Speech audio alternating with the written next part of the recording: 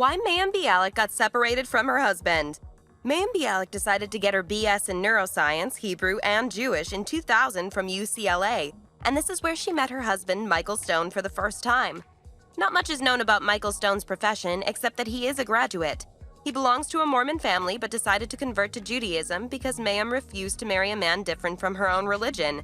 Michael was deeply in love with Mayim, so he accepted her condition, and both got married in August 2003 in Los Angeles.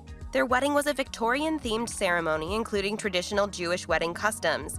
Mayim and Michael took their marriage as a divine commitment and covenant. Mayim was always passionate about science but abandoned the thought of becoming a neuroscientist.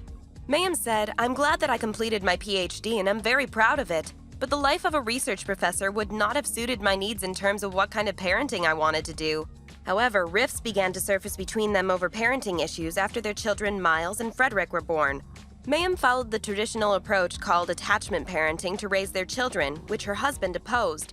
Disagreements became so bitter that they couldn't resolve those anymore, so the couple decided to get a divorce in 2012. However, they had to go for a divorce twice as the Jewish tradition is also involved in their marriage. After taking their divorce from the civil court, they went through the Jewish divorce process known as a get.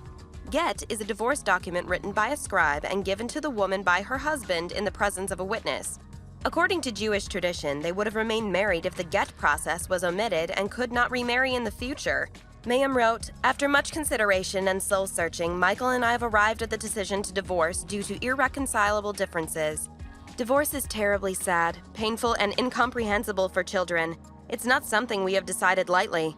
Mayim admitted that ending the relationship was complicated and messy, but being honest with oneself and to each other was more important to them. Mayim added, "My love story is nothing particularly exceptional. I mean, he was, or is. I was an exceptional iteration of myself with him, for 5 years in fact. And now it's over. If there ever were a story that should have ended not like this, I feel this might be it.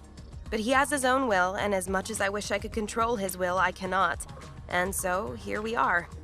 Mayim and Michael made a joint statement after their divorce in which they indicated that even though they are separated, kids will remain their top priority. They would raise their children in 2 different homes without traumatizing their childhood or affecting their overall well-being.